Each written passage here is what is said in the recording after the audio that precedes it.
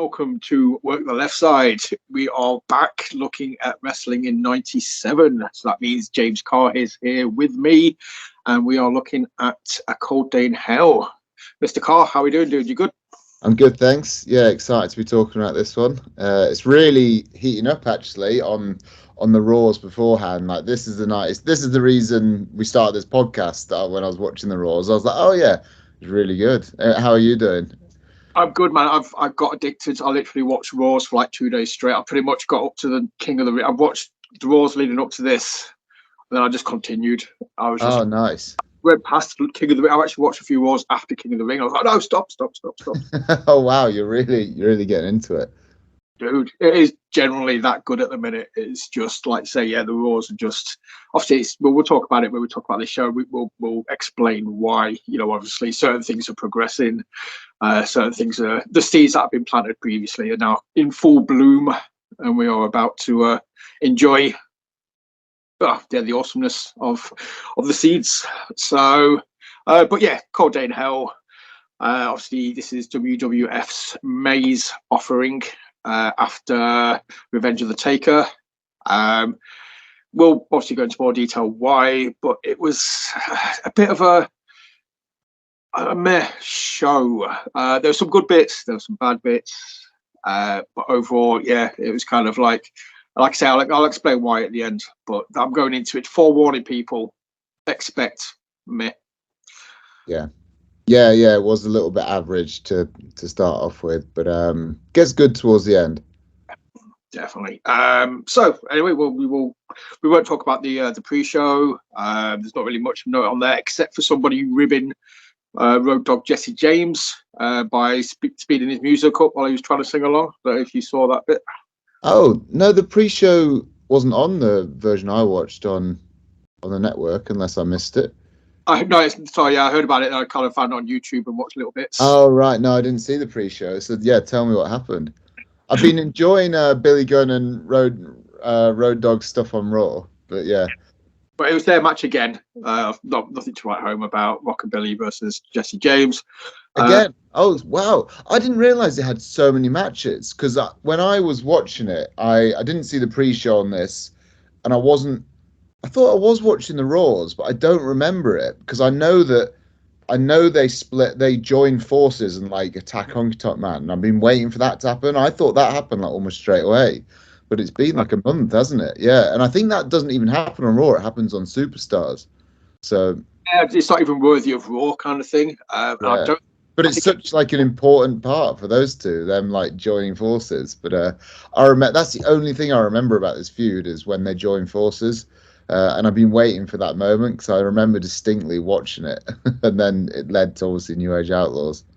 The best bit about this was, Jesse James was singing his song. He's doing like obviously the country music thing, but somebody was obviously playing the back intro tracks over the speakers, the panoys, but they kept messing with the speed of the song. So Jesse's trying to sing, and the music's speeding up, and he's having to sing like faster, and he's just totally losing momentum, and he's just like, I can't do it. And he literally breaks into like a Scotty impression. He's like, Vince, I cannot do it no more. Just turn off the music. Really? It's like, wow. So shout out to Vince, just breaking the kayfabe totally there as well. I'd be like, yeah, this is Vince. Stop it. I can't do it anymore. So wow, really didn't care on the pre-shows, did they, back in the day? But it was funny. So it was, it popped me a little bit. That's probably like the whole highlight of this Rockabilly Jesse James thing before they become the New Age Outlaws.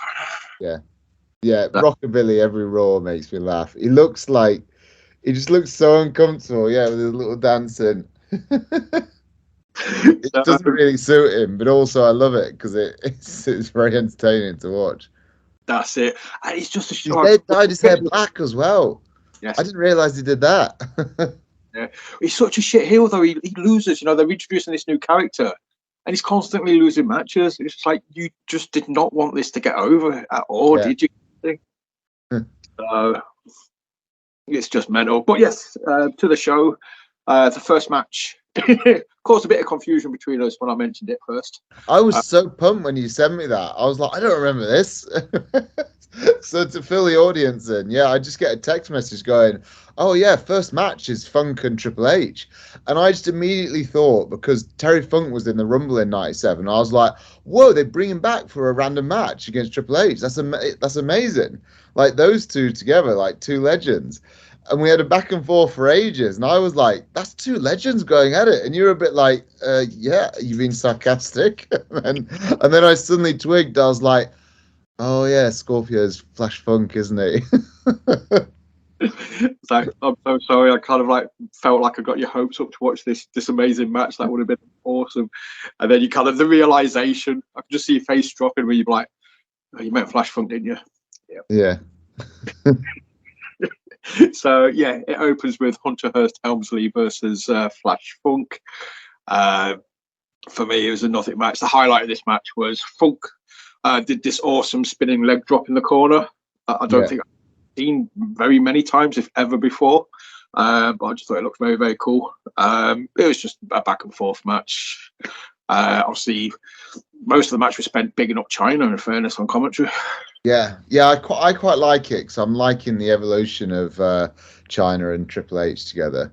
It's like, yeah, she just stands there at the moment, doesn't she, on the outside with her arms folded. A lot of nut shots coming in for. I mean, that's going to carry on, isn't it, for the next couple of years? But I feel like they're really going strong straight away. Also, they showed the beginning of Mankind's babyface turn in this match. He's still a heel, isn't he? But and he is in the next match. But he was against Triple H, wasn't he? And then China interferes. So that I guess they were testing that out on I can't remember if that was a super. It wasn't Raw, was it? It was the Superstars. They just showed a clip. So that was interesting. They're starting because they're already doing the thing with on Raw with Jim Ross interviewing Dustin Runnels and Terry Runnels as like behind the characters that play Goldust and Marlena. So that's like an interesting sort of behind the scenes thing, which at the time was quite amazing to see. And then the one they do with you may have seen them already on the Raws if you've been watching it. Yeah, I remember like they were amazing, and I can't wait to see them. It's generally just Mick Foley's whole performance in those segments are just. If people this don't know what we're on about, you need to watch these 3 interviews with Mick Foley. We'll get to them like down the line, but yeah, just go watch them even before we talk about them, so you know what we're talking about. Mick Foley absolutely smashes it. It's amazing. But yeah, like I said, kind of testing the water. You would have thought it was a heel on heel, but yeah, I think Mick Foley's starting to get. And you mentioned the next match, so we'll tidy this one up pretty quick.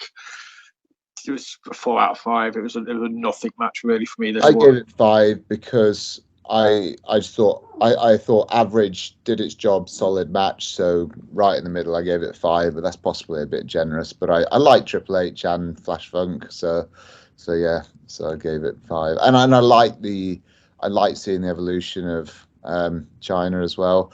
But this match is purely to put over Triple H and China. It's not a pay-per-view match. It's a Raw match, really. Definitely. So following this, though, we've just been talking about him. It was, and again, this is one of those matches where we're watching it back and thinking, what's to come. The relationship and the chemistry these guys have in a couple of years is like off the chart. But yeah, it's Rocky Maivia versus Mankind. My first note actually is nothing on future matches, which it was. Yeah, I'd say like wrestling wise, probably worse than the first match. But it's although there were a couple of things that saved it for me. Rock bottom on the ramp. They don't even know it's a rock bottom. But seeing that on the steel ramp was pretty impressive. And I like the finish as well. The crossbody from Rock into they did it into the reversal, but then it's straight into the mandible claw. So I thought that was good. Those two things saved me. The pre-match interview though, we're getting shades of The Rock. Yeah, I noticed that. You can see like he's still trying to be nice, but you can tell he's a bit pissed off. Yep. He's just lost the belt to Owen as well, and I didn't realize that was a clean loss, and this was a clean loss as well. So they're just jobbing him out at the moment. That's it. But yeah, he kind of, I think they're trying to make him like a little bit sympathetic, but he's coming across as a bit kind of unlikeish and quite cocky as well. And it's kind of like, no, he's still a face.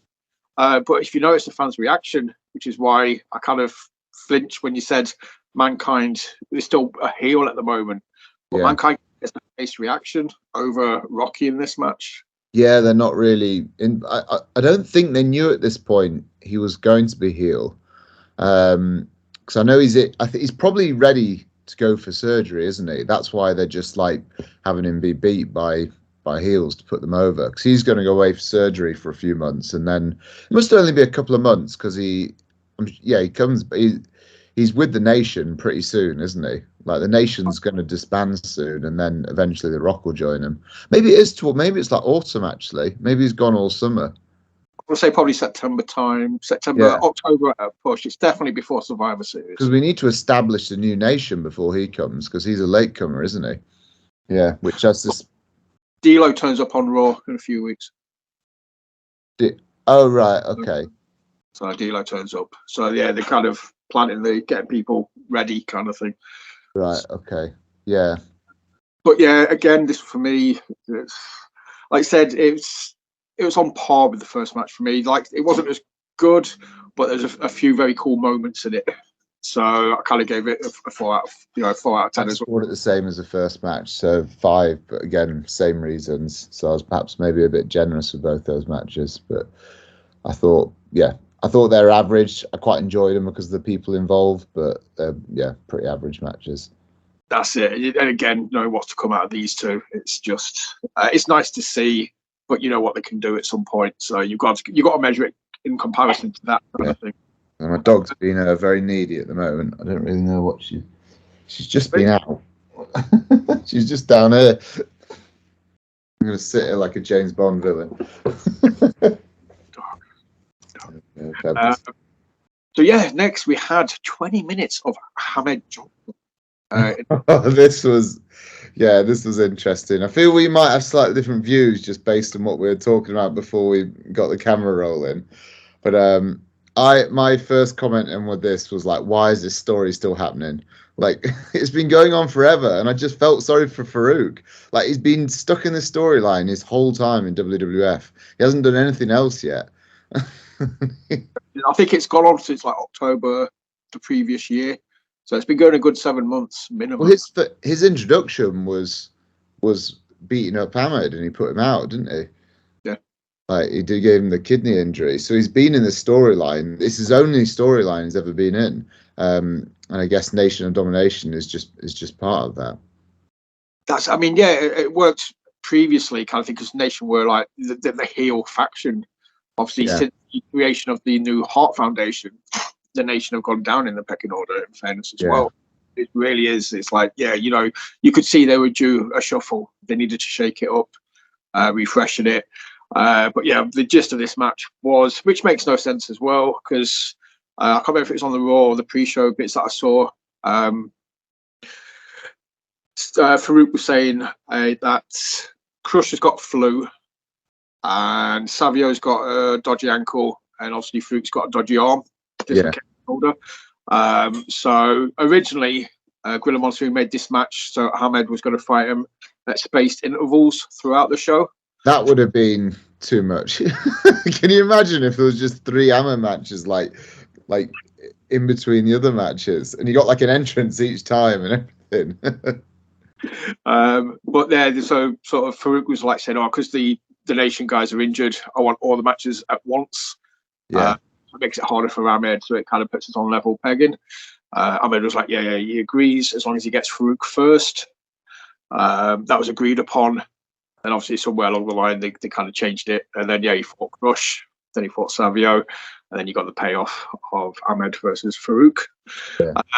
Obviously the first match was Crush versus Ahmed Johnson, which was the drizzling shit. Yeah, it wasn't great, was it? And then he went for the heart punch and did his little spin kick to reverse it. But it picks up a little bit, but maybe not for the right reasons. Savio then comes in, and the wrestling purist in me wants to say it was an awful match. but the person in me who's entertained by silly looking things enjoyed it for all the wrong reasons. So Yeah. I was quite glad they sort of made out Savio to be. They sort of they protected him a little bit. He lost by DQ, and he was the second guy out, and he had a bit of a stronger showing than Crush. So I kind of thought Savio would be the fall guy, because Crush seems to be, he's the bigger one, and I feel like they've been pushing him more. So yeah, I was quite pleased that they sort of. But I suppose they're not really going to do anything with Savio moving forward, so I don't think it matters. he gets his own little faction, does he? As does Crush. He does eventually, yeah, but I don't think they do anything particularly. No, definitely not. Yeah, they protect him. He comes in, and I like the way they told the story as well. As like, he got the DQ, but he was just battering Ahmed with a chair, softening him up for Farouk. You know, I like that as well, yeah. And then you got the Fruit win, which was clean as well. We've had 3 heel clean wins in a row, which I thought was interesting. That's it. I quite like a heel clean win. I don't like there's a, I guess, to peel back the curtain a little bit, in British wrestling, there's a real ethos of like heels have to cheat to win, and that's almost like when you're brought into wrestling, like that gets installed in you, and especially when you're doing them. I guess the more family shows, when you're breaking in, heels always cheat, and a lot of the time when I book shows, I've had heels cheat when I didn't tell them to cheat, and I'm like, and afterwards I'm like, that just like, it made the match worse. You didn't need to do that, and not every. So you're still meant to be good wrestlers, and I think it's a bit insulting to fans using the same tired finishes the whole time. That you like, we've all seen them loads, but then the fans, especially fans like yourself that go to multiple shows, like some fans come to True Grit, they go to like 3 wrestling shows every weekend, and I don't want them seeing the same like tired finishes that other promotions have been showing them. So I'm quite against using like sort of heel cheat finishes, like feet on the ropes, and just sort of that. Just like, you can use it occasionally, but you don't need to. No, that's it. I mean, being a heel doesn't mean that you're a shit wrestler. Like I say, you should still be very good at what you do. Gnarly to people, you know, you just want to get in people's faces. It doesn't mean you can't wrestle. That's the thing. Being a heel, ideally, is just you just want to annoy people. It doesn't mean that you have to cheat to win.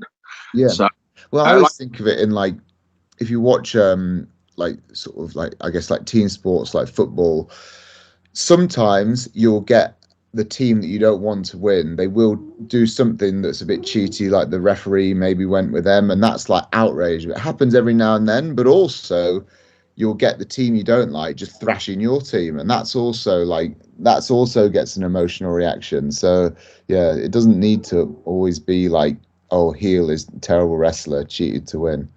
No, I fully agree. And I didn't actually pick up on that, but yeah, that's a good point. Yeah, the first 3 matches, clean heel victories. Not so I know. Obviously, Triple H got the low blow on. Oh, that's true. Yeah, you're right. Actually, that's right. Yeah, so it wasn't 3 clean ones, but it was 3 heel wins in a row, which again, as I guess as a promoter and a booker, I'm always interested to see how they do it, because I'm like, oh wow, that's like. But then the second match, I guess Mankind was getting cheered as well. So I always think you need to give fans a bit of a something good. You don't want them to just be unhappy for like too long in the show. You got to find that balance, haven't you? That's the thing. So, but yeah, obviously this match was, like I say, it was 20 minutes of just Ahmed Johnson. The fans love him though as well, which we've talked about before. You know, I just can't get over the reaction he gets, like when he hits the Pearl River plunge, or when he hit Farouk with the spine buster early on. Yeah. The crowd pops. That was like one of the biggest pops of the night. Seriously, I do still like him. I think I'm getting bored of him. I feel it should have ended this feud at the Chicago street fight. That was I really enjoyed that. But it should have finished then, because that was like, LOD and Ahmed Johnson won, and could have just moved on into whatever they were going to do next. That's it. I just don't think they had anything else for Ahmed. I just don't think he had his place on the card at the minute. So they were just like, Farouk can control him. No one else can. But after this match, we have got, as much as I enjoyed the main event, What did you give the Oh, gauntlet? sorry. Again, 5 out of 10. Okay, I we're gave very it close. one. I gave it 4 out of 10, so slightly worse than the other two. Which I know I'm normally pretty high on Ahmed Monches, but I think I'm just fed up with the storyline. So yeah, I marked it down a bit. I did like the fact that Farouk went over, and it was like it was done in quite a sensible way. Like Ahmed was just exhausted. I thought it was weird that he did the Pearl River plunge, which he normally like pins from the sitting position. But he took more energy to go out of the sitting position and then roll over into the pin, just so Farouk could kick out and it didn't like ruin his finisher. Crazy, what it absolutely crazy. It just it makes no sense. Like, as a fan, as much as we suspend disbelief, Yeah, when that happens, it just kind of snaps you back, and you're just like, dude, no. So yeah, 5 out of 10. It was a 20-minute match. Had a few bits in there that I enjoyed. It felt like a pay-per-view match more than the other two did, so I'm just a little bit higher, but still. maybe. I think we're agreed though. Very average, maybe slightly below average so far. Pay per view, as we were saying before this, it's a pay per view of two halves. Let's get on to the second half, which it gets pretty exciting. This for me was the match of the night.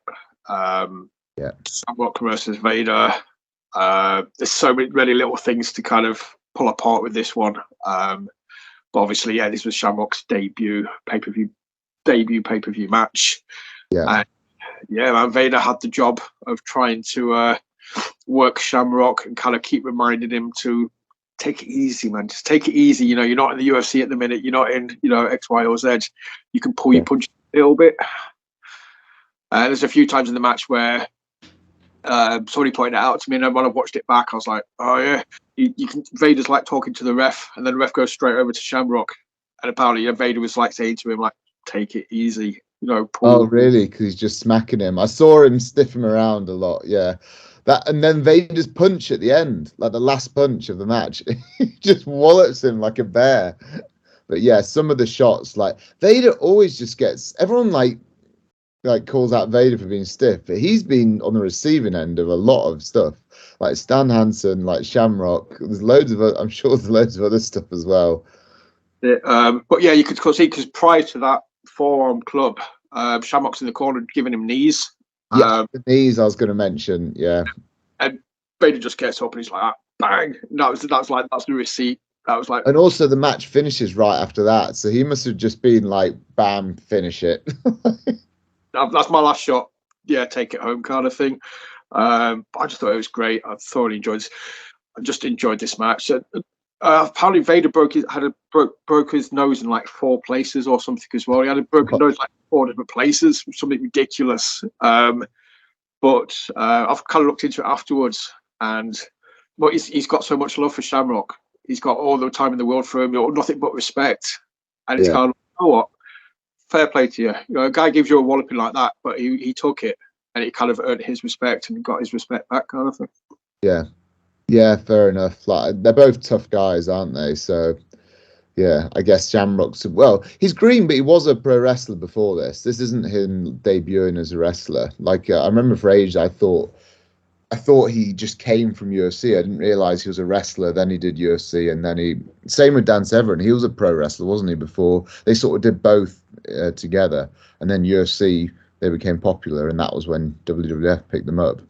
Yeah. But, tell you what's weird though, watching this. I don't know if it might be the Raws leading into this or the Raws afterwards, but they're hyping the UFC up no end. Yeah. You've got this must have been around the time Vince was thinking of buying it, perhaps. I thought in '95 he was, but around this time maybe he was as well. I think Vince is probably thinking of going into business with them at this point. Oh, also calling out Mike Tyson. Interesting. Yeah. Well, we talked about it before because we talked about it on the last one as well, and they're still hyping it, aren't they? They're still talking about it. Yeah. Obviously, yeah. It took them in May. It took them 10 months. It's a Rumble, isn't it? That's the first time you see him. Is that he's watching the Rumble? Yeah, and that one they're planting the seeds obviously for the main event at Mania, aren't they? So Shamrock's totally overlooked at this point. But at this moment, but they're making it legit as well. They are sort of saying This is like you've got the Ken Shamrock, the baddest man on the planet, the Ultimate Fighter. It's an obvious question. How would you do against like Mike Tyson kind of thing? Yeah. And they mentioned that as a point. And Shamrock sort of says, "That's a question I get asked all the time." So it's a very legit reason for a storyline. Yeah, it's funny. Shamrock's funny in interviews at the moment. Like he's very sort of straight edge, isn't he? And he's like, I don't like bullies, and then he's like, yeah, he's like, I like to do the right thing, but sometimes I snap. Chill, Ken, chill. But yeah, I thought start snapping like that. It's SummerSlam, isn't it? When against Bulldog when he first snaps, and at the time I loved it so much. When Bulldog tries to get him to eat dog food, and he just like snaps, and he's like, "I'm not eating dog food." And he kicks the crap out of all the refs. Would be a miss as well if I didn't mention the belly to belly suplex that Shamrock pulls off quite early. It's the first wrestling match. Yeah, amazing. Yeah, it's good. It's good. But yeah, I thoroughly enjoyed this. In compared to, I was going to give it 8, but I kind of thought of other actually really, really good wrestling matches that have got an 8 so far from us. So I gave it a 7. I gave it a 7. And I was similar to you. I wanted to score it higher, and then I thought about other ones that got 8. But now we've talked about it, and I'm thinking about those other matches. I gave a 5. I feel it should get a 7.5 because I really did enjoy it. Yeah, okay, I agree. I concur with that one. Because we both thought 8 and didn't go for it. So maybe 7.5 is. I think we went through the same thought process on that one. Yeah, that's it. Because it was just because of the uniqueness of the match as well. It stands out, and it's definitely one of those matches I would recommend anyone watch because it's just an absolute lesson. Just working stiff. You're just like, right, okay, maybe this is what you don't want to do, but watch it anyway. Yeah. So, and then it's main event time. So it's only a 5-match card, wasn't it? Yeah, in your houses back in the day, they were pretty short. Only did. Out to the new entrance though. They've upped the budget for this one. The entrance looks awesome compared to the previous 2 in your houses. That's true. Yeah, they're probably starting to make a bit more money, aren't they? WCW is still ahead of them in the ratings, isn't it? It's not until Tyson comes along next year that they start to beat him. So, but with 36 weeks, isn't it? And when did it start? 96. 83 weeks. So. Oh, sorry, 83 weeks. Yeah, of course, not 36 weeks. Yeah, 83 weeks is the name of the podcast. It's crazy though, because like I say, the Raws at the minute. Yeah, that makes sense. I was like, how can it be 36 weeks? I'm sure it's the beginning of 98 that it takes over, but yeah, it's 86 weeks. Definitely see that, the momentum's changing kind of thing. They're just smashing it out. It's just the first part of the pay-per-views are still kind of weak in comparison to WCW, but I think it's the other way around. They always say that, don't they? Like the difference in this era, like WWF's main events were incredible and way better than WCW, but WCW's undercard was incredible and way better than WWF. That was WWF's main event. You still wanted to see because it felt like a main event. It might have been shit, but it still felt like a main event, so it kind of carried it. Whereas, WWE's undercard was meh. You could probably skip the first few matches of every show and not miss anything. But yeah, this match, the main event, kind of felt because these two guys, even though obviously they've been in the the Fatal 4 paper show, the past weren't really crossing in a line, storyline wise. Austin was obviously still feuding with Brett. Michaels is back. I think by this point he'd been on the Raw beforehand, or so you've kind of got Austin and Michaels going backwards and forwards, and my enemy's enemy is my friend. Yeah. Taker's no way involved in any of that. So this match was kind of like it was a good match, and obviously they do it repeatedly over the next 2 years, but it didn't kind of feel logical.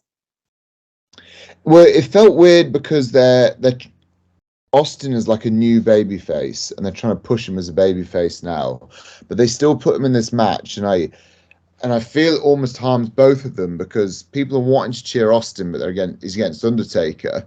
But Undertaker's also in a new position where he's like been a huge babyface for years, but he's never been like the guy with the belt. And at the moment, he doesn't feel like the guy with the belt because he's kind of overshadowed by the Bret and Stone Cold storyline. So the fact they put them together, I think it just the fact that the Heart Foundation is there, so that sort of saves it. But it doesn't really do either character any favors. The fact they're meant to be both be super baby faces, and the crowd has to sort of decide between the two. Yeah, it kind of definitely sort of splits the audience in that sense. But I was going to mention, yeah, obviously they've kind of been building this up all night. You know, there's 5 empty seats at ringside. You know, the Heart Foundation have bought some tickets, have scalped some tickets, and they're going to turn up at some point. And obviously, yeah, before the main event starts, they all kind of come down. Obviously, if you haven't, people who are just watching the pay-per-views, you will finally get to see Pillman in the Heart Foundation. He's now with them, which happened a few Raws ago. I think that's why the Raws have been so good as well, man. Pillman, with that first one, when he's like praying for, you know, he's making them all sit down and kneel and pray, and you know, he's before Pillman's just absolute gold on the mic at the minute. For me, he is, but for me, it's the Heart Foundation as a unit, and Brett is just incredible. But then also everyone's little role in it is good as well. Like Owen's always like sort of screaming and is like watch his knee, all that stuff, and then Bulldog's almost like the sort of dopey sort of sidekick.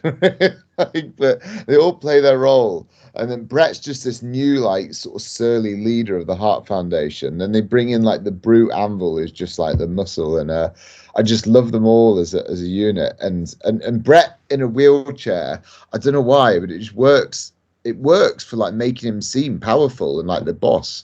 And I don't know if that's because like almost, you know, when you get like mob bosses who sort of always sitting down or they're not very mobile, it sort of reminds me of that a little bit. It's almost like it's like a family, like a mob, and so that I just really like them together. Yeah. Oh, definitely. Yeah, like I said, I'm bigging up Pillman, but everybody does the job. Pillman is good when he comes in. Yeah. I remember him doing that praying.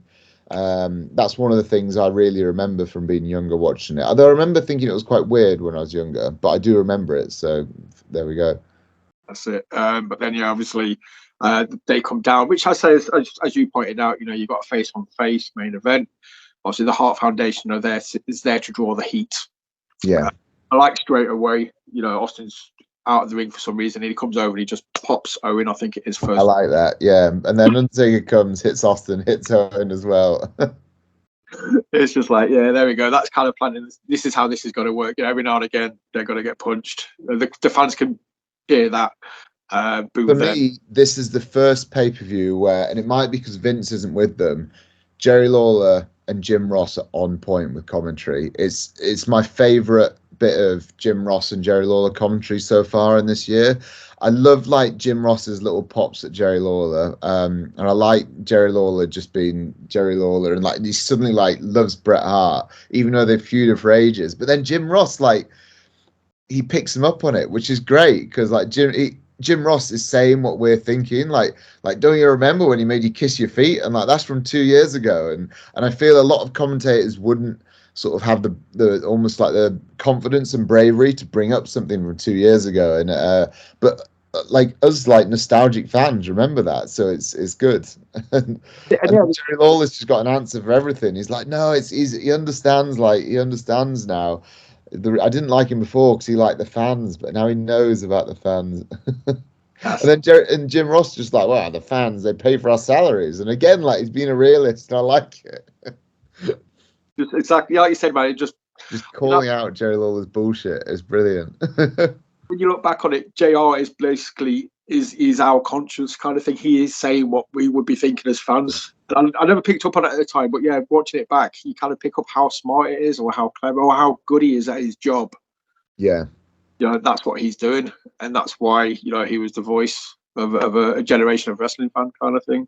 Yeah, I feel he's perhaps not quite like that at the moment. I know a lot of people give him crap for AEW, and the bits of AEW that I have seen, he's not the Jim Ross of old, but he seems a bit, he seems a bit bitter, doesn't he, nowadays, I feel. And I don't know if that's just from, the last few years, people giving him shit online and stuff for stupid stuff he's said. But yeah, he seems very bitter and defensive nowadays, which is a shame. Yeah, but looking back on these, man, like I said, this is on point. This is the birth of an awesome partnership kind of thing. Like I said, these two guys are just working so well together at this point, and the matches, I think, are better. I mean, I like the Shamrock match, I like the Vader match, but I think I enjoyed them more because of the commentary. Like we've always said, a good commentary can elevate, you know, a match and make it more enjoyable because it pulls you in. And they definitely did that with the main event. I think this was quite a mediocre main event in fairness, but it felt big. So I've got real rose tinted spectacles for this match for two reasons. When I was a teenager, I was watching it, and I remember '97, but also like a year or 2 years into wrestling, when I was training to be a wrestler, I used to watch a lot of matches from this era, just to like study them. And guys that I watched in particular was Bret Hart, Shawn Michaels, Steve Austin, and Mankind as well. So real like different, but I guess four of my favorite wrestlers. And this was one of the matches I remember watching, and because Austin does a lot of like leg work in this, like working the leg. But what I liked about it at the time, and I still like it, he does like almost like a brawler type version of it. And I just remember watching it as a trainee wrestler going, oh, you don't just need to do like submission holds all the time. And I was like, oh, that's interesting. He makes it more interesting because he's like breaking it up with like hitting on the ring post, kicking it a lot, doing it, and almost like just being very active with it, not just putting him in a hold. And that was quite eye-opening for me as a trainee wrestler, because I feel you're a fan and you understand stuff, and that almost gets taken out of you when you first learn to train, because possibly you get trained by people who have never been that successful in wrestling, but they want to make it all very wrestling-y, and then you start watching stuff like this, and you're like, oh, okay, that works, and you're like, oh, you can do this. This wasn't actually shown to me that way. But I just remember this match being a bit of a light bulb moment for me in particular. I'm not sure if it probably wasn't for no other wrestler, but for me in particular, I remember watching this and thinking that. So that's maybe why I have a rose tinted. And also I really like Austin, and Undertaker's a legend as well. Yeah. I mean, mediocre is probably harsh. It's not. It's far from a mediocre match. Mediocre match was the Rocky Mavia, Mankind, Funk. Their mediocres exceed. I also think the Hart Foundation being there really brings it up for me as well. Like when they come out and JR says like, "Oh, it feels intense now," and I feel you can feel that when you watch it. It does feel tense when they're just coming out and just like Austin and Undertaker are watching them and they're just walking and then they go to their seats. But a big moment for this though. It did get a massive. Probably the best reaction from me was I say, yeah. Sure. Pulling out of the wheelchair. No. Oh right, okay. What are you gonna? Hits Taker with a nut shot. Like Ebner sees it, but obviously you don't want to end the match on a DQ, so he gets in Austin's face like, no, telling him off, and Austin just kind of Hebner's finger. Okay. I did. That was my other. I got that on my notes actually. That was very good. And then Taker hits Austin with a nut shot. And Hebner's just like that at Austin when Austin's complaining. Yeah. That's the moment, giving him the finger. That was brilliant. But it was just totally kind of new at that point, where it's like they've just done a nut shot. The ref's seen it, but the ref's like, all right, mate, I'm not. We're cracking on, kind of thing. And it kind of, we saw that more and more as time went on. They didn't want to end the main event on a DQ. But it's just Austin and Hebner's, back and forth and stuff. Yeah, they're really testing, aren't they? The Attitude Era, like stuff that they can get away with, because ECW is kind of like no DQ everything, and that's working for them. So they're trying to sort of bend the rules a bit in WWF. But it suits the characters at this point. But it's just like I said, just when Hebner turned around and Austin just flipped him off behind his back, I legitimately laughed, kind of thing. Yeah, that got me as well. There we go. But yeah, the match goes on. Obviously, we get the finish. Austin gets the win. Or doesn't Taker gets the win, doesn't he? No, he doesn't. But they do job out Taker a little bit, because he gets the stunner, and they ding the bell. Yeah, Brian Pillman dings the bell. So Austin should have won. So again, like this is Undertaker's second big title defense, and he's against the babyface, and he kind of like loses, but he doesn't because of the Hart Foundation. So they're really like not doing Taker any favors with his title run here. What was a weird thing with him losing the title as well on Raw before this? I'm sure there's a story behind that. I wish I've heard them talk about it on like Bruce Pritchard's podcast. He actually did lose the belt, and then he found it later in the evening because he does a promo where he's lost the belt, and then later in the evening, I think one of the Hart Foundation come out with it. But I don't think that was meant to be a thing because it's weird if it was meant to be a written storyline. He just comes out and he's like, somebody's taken the belt. They're a dead man walking. They've taken my belt. But I think he legitimately did lose it. I feel like we should, look up that story, what actually happened. But yeah, I remember seeing that, kind of forgetting about it because, like I said, it was just for like one episode. It didn't go anywhere.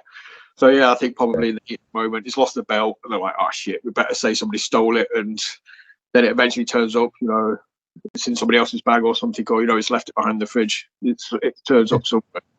So, but yeah, that was a weird moment. Like I say, yeah, who would dare steal the belt from the Undertaker? If the Undertaker's the Undertaker, yeah, nobody's stealing that belt. Yeah, well, they don't mention it again, which makes me think it was something. I've just googled it. I can't find anything. If anyone watching this knows why Undertaker lost the belt and then later in the evening he just had it and they never mention it again, then I would like to know. I'm sure they've talked about it on one of the Something to Wrestle With podcasts. Well, I'll look it up at some point. We'll get back to that one.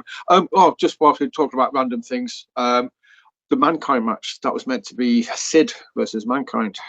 You're right. Yeah, it was. That was a match. Sid's gone now, isn't he? I think. Is he not? He comes back on Raw in a few weeks. Is he off playing softball?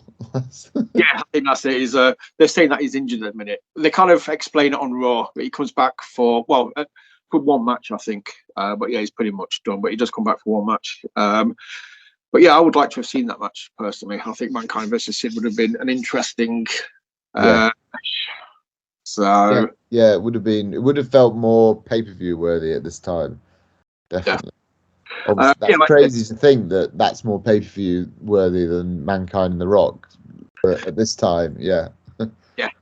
At this point in the timeline, it's a million times more pay-per-view. But yeah, so Austin hits the stunner.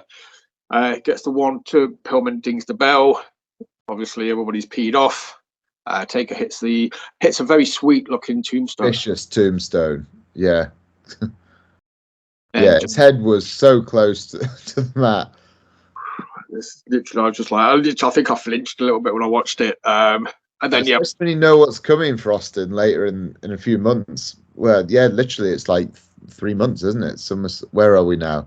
We're May and it's August. Yeah, 3 months he's going to break his neck against Owen. That's going to be a conversation to be had, I think, at that point. But then, obviously, Taker wins, fans cheer, both baby faces. Then obviously the bad guys get a whooping, so the fans kind of can cheer both of them logically and boo the bad guys. But obviously. The Hart Foundation jump Taker's fighting them off. And in that moment, Austin realizes when he looks up the ramp and he's like, ha, Brett's all alone. That that got me because he's just in his wit and Brett sort of rolls away slightly and Austin just tips him up. But both characters just play it off so well. Yeah, Brett's new heel persona at the moment is just gold for me. It is awesome. Was it on the Raws before this where he's on about, I think he accuses Austin, or it might be, it's just a quote. He just accuses somebody of not having the jam. He's like, "Come fight me if you've got the jam." And that just being like, it might be on the Raws afterwards. It might be to Michaels, but it just made me chuckle. I was like, "You've got the jam." I don't know if it's a Canadian thing or something, but that's just really, really surreal. But I just wanted to make like some Bret Hart jam or something. The only one that I'm really not into at the moment actually is Shawn Michaels, and I can see why he pivots to DX because he's just a bit at the moment. Like he's still trying to be babyface, and he's like, I know it's not the cool thing to like the fans, but you know what? I still kind of like you guys, and it's a bit sort of corny, cheesy, isn't it? So I'm really glad they changed that up. Yeah, it's vanilla, and Shawn Michaels should never be, you know, vanilla. But I do like, again, I think this is coming after this, before King of the Ring. Brett just mentions it a few times about his ankle, you know, and it's just like implying like that, dude, you know, you're full of it, kind of thing. You weren't. Yeah, he's mentioned it a few times already on the Raws leading up to this. It's yeah. So, but yeah, it's just, and then yeah, in between now and King of the Ring, we get the Sunny Days promo, which obviously, yeah, we'll go into more detail on the King of the Ring one. But yeah, it's getting good, man. I'm looking forward to, you know, I'll rewatch the Raws again before King of the Ring. What do you give the last match? 7. Yeah, I think 7 because I think probably 7 because I think I probably did enjoy Vader and Shamrock a little bit better. So I think 7's probably fair. That's it. But again, it's a high. 7. I don't know. I almost feel like I want to give it 7.5 because I did really enjoy this as well. I think actually I want to give it 7.5 because I have such nostalgia and I just love the Heart Foundation being there. Yeah. So I'm gonna score on the same. Actually, I think I did actually probably enjoy them the same amount. There's a lot of reasons to enjoy. Like say, you know, you've got the Heart Foundation there, you've got the commentary, you've got just so many little bits of here and there. But I've already got on record saying that Shamrock and Vader was my match of the night, so I've got to score it just higher. You did, yeah, you did say that. I'll tell you what, Shamrock and Vader get 7.6. This can have a 7. Oh wow, we've never gone into the decimals, not fives before. Yeah, 7.6 and a 7.5. Interesting. Just a smidge. Yeah. But yeah, overall, the last 2 matches, very, very cool. I wouldn't suggest anybody go out of their way to watch this show as a whole. The last 2 matches on the Last in Your House were really good as well. Probably better than these 2, actually. It was Undertaker and Mankind and Brett and Stone Cold. Even though that pay-per-view is probably more forgotten than this one, I feel that, yeah, those 2 matches are probably a bit better. Yeah, no, definitely. It kind of has dipped a little bit. So I'm hoping King of the Ring will also curve it back up again. But it's only a tiny dip. So, you know, we still had 2 very, very good, enjoyable matches. It's just obviously the first 3 were, if you want to watch this show, just watch the last 2 matches. You're not missing anything by not watching the first 2. You know, none of them really progressed anything. They didn't really do anything. So, yeah, just watch the last 2 matches and have fun. Yeah. Yeah, good stuff. WCW next. Yes. I don't know where are we on the WCW pay-per-views? It was Spring Stampede last, wasn't it? Yeah. It's not road. It's not the bike one, is it? That's in June. So no, that's later in the year. I know it's the obviously Ric Flair's big return kind of thing. I know he's making his return at the pay-per-view, isn't he? Because we watched sort of a promo on his return. Yeah. So he's. Oh, it's not Spring Stampede because we're past spring now. Yeah, we did Spring Stampede last time. Yeah, so it's not Slamboree. It could be Slamboree. Yep, Slamboree, May 18th. That's the one, isn't it? That's it. That's the one. So yeah, back over to WCW next time. But I would say. Oh, we've got a celebrity on the next one. Yeah, Kevin Green is joining. Kevin Green is he a footballer? Yeah, wasn't he? Oh yes, he was on that. He previously teamed up with Steve McMichael, didn't he? Yes, and the other one, because there was meant to be heat between them, kind of thing, but now they're having to team up in this match. Yeah, this is WCW. They got Dennis Rodman, so I think obviously, yeah, Kevin Green, you know, getting the football audience in.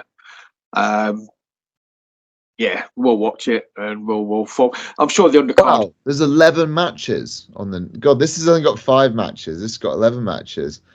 Wow, I don't feel so bad about that 9-match True Grit show I booked earlier this year with 1 segment, which, by the way, loads of wrestlers gave me shit for, but no fan did.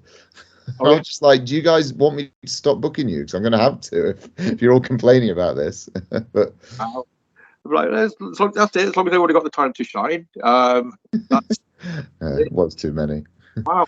Some of the matches must be 5-minute matches or something. Well, one of them's a Glacier match, and it's 1 minute 51. I'm just on Wikipedia at the moment, so we'll look forward to that. That's awesome. Glacier versus Mortis, hopefully, or one of Mortis's buddies. It is Mortis. Oh wow, and it's only 1 minute 51. That feud's going down a treat, isn't it? Who better than Mortis? That's what I said. So Pat Tanaka is on. He's a bit of a legend in the wrestlers world. He's on. Oh, sorry. Yeah, they're too dark. Okay, Public Enemy is in the dark match, so we don't have to. Yeah, we don't. Although they're against Harlem Heat. God, they defeat Harlem. Anyway, we're talking about WCW now. We'll do that next time. But yeah, you just mentioned True Grit. Obviously, yeah, we've talked Cold Day in Hell. I've said my piece on it. Would you agree? Just watch the last two matches and be done. Yeah, definitely. The last two matches make this pay-per-view. Wouldn't go out of your way to watch the Ahmed Johnson Gauntlet. I know you loved it, but a little bit. But yes, right. True Grit. Whilst I've got you here, obviously, Jacob's Ladder's getting closer. We talked about it last time. There's been a few more matches announced. Yeah. Discussing before the show. Let's just remind people, obviously, for the few tickets remaining, obviously people want to come get your tickets. Liam Slater is back in action. Yeah, against Kev Lloyd. Liam Kev 2, which is going to be something special in a pure grip submission match. That'll be great. The ladder match we've talked about before. I think that's going to just be something else, and especially now. We've had Leon Slater be signed by TNA. This could be his last True Grit match. I'm not really sure what his contract details are going to be like, but I assume he's moving over to America soon, and so that'll just be special anyway. Of course, we got everyone's favourites, Nash Boat, which they're against Violence Party. Sorry, Nash Boat. You hurt the ones you love, mate. I know. They need to learn if they want to be like the top team in True Grit. It's like a strict parent. It's like, you will learn. I will. Yeah. I will make you. I announced the winner gets a title shot tag match this week, which I'm really glad how well that was received. I've had quite a lot of people message me saying how much they like the thought behind that one, which that always pleases me when people are on the same wavelength as me. But Brady and Ivy versus Encerico and Rio. The winning team, the non-champion of the winning team, gets a title shot against a champion of the other team. So that should be something. Obviously, Ivy and Encerico are the True Grit champions. We've got Priscilla and HG Drake. Real clash of certainly personalities, but both can wrestle. Priscilla can wrestle when she stops doing her nails and her hair. So that should be something. And you know what? I spent like a couple of years wrestling Drake shock horror when I was but the Boris Kozlov character, if your fans know. But and Boris was such a over the top character, but I always felt Drake was like such a good opposite to that. So I thought this would be a good I feel like Priscilla's like Boris in a wig. Definitely, I love Drake. They've just really insulted Priscilla there. There's a soundbite for you. I quickly moved on. I was like, we'll do it right. Yes, anyway, Drake is awesome. But yeah, like I say, it's always good to, it kind of like, ties back to the Mankind Rocky sort of thing that they were doing in a few years. You got this really elaborate, character, and you got the straight-faced one. And HT Drake is just, as dry as they come, just business. Yeah, but really good. Like, I'm glad I've got Drake on majority of True Grit shows now. I think he's a good fit in there, definitely. And Sean O'Malley has reopened the Open Challenge. Yeah, throwing his money around again. So it's going to be quite a good one. This, people need to be there to see it. It's going to be a good one. And of course, we got Sterling back versus Lana Austin's returning in that match, and ZZ is on a roll, and we got Helen Charlotte Campbell debuting as well. So that's I guess a bit of a wild card, that match, in the fact that those four wrestlers haven't really interacted with each other at True Grit before, but should definitely be an interesting one. Then there's one match that has not been announced yet, but that will have a stipulation, and I'll announce that next week. I think that's I think that's I've talked about 7 matches there, haven't I? Yeah, and there's one to come, so 8 in total. Ooh, well, I will keep my eyes peeled. But yeah, the women's fatal 4-way. I think just visually, it's going to stand out. Like I said, everybody's kind of got their own little style. I'm not sure. Maybe I'm thinking ZZ's a little bit taller than Commander, so that's going to be weird. ZZ's pretty tall. Probably the tallest in that match, actually. Yeah. Yeah. That's going to be weird for Sterling, actually, because Sterling's usually one of the tallest, given their opponent kind of thing. Obviously, Lana's just a little firecracker. I can see her getting into ZZ's belly button and just giving it attitude. Yeah. So that should be really looking forward to it. We sold more tickets at this point than we ever have before. So yeah, really pleased with how it's going. Definitely you should buy your tickets now just to avoid disappointment. Definitely. And obviously, I had the voice of True Grit on last night. I was talking to Mr. Yeah, I haven't listened to it yet. I started to earlier, and then a million things happened tonight. But I'm looking forward to listening to Bobby's podcast. Was that a good one? He had nothing but kind words for you, sir. It was just basically bigging you up at one point. But, when you get to that bit, dude, hopefully it makes you smile, and it just kind of like you can nod your head and be like, you're being recognised, you're acknowledged. Okay. Oh, that's good. Yeah, I'll give it a listen. But yeah, Bobby's obviously awesome. Look forward to seeing him. Look forward to seeing just the next True Grit show, dude. I genuinely think it's going to be awesome, and I want to see the Rubber Ducks. The Rubber Ducks, yeah. I think should be some Rubber Ducks, subject to my supplier, which that's another email I need to do after this call. Promoters day never ends. Right, well, I will. I'll let you get going so you can sort out the duck order. Yeah. And we'll go on a duck hunt.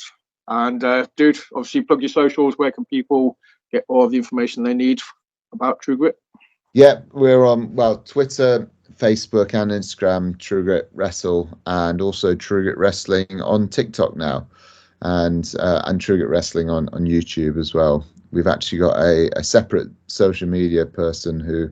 She has her finger on the pulse a lot more than I do, and running the TikTok and helping me with the other socials, which has been a great help. You may have noticed a lot more posts have been coming from True Grit recently, and that's because slowly trying to build it. Next year is this year was like the introduction to True Grit. Next year we build, and then it's 2025. We're going to be huge. That's a plan anyway.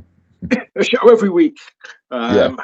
Maybe not. I don't know. God, it takes over my life just at the moment. Next year with monthly shows is going to be something else.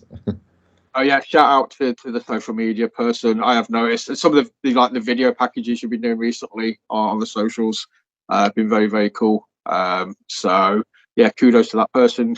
I'm not going to say they deserve a pay rise, but if you wanted to, cheeky Christmas mode. But yeah, obviously go follow.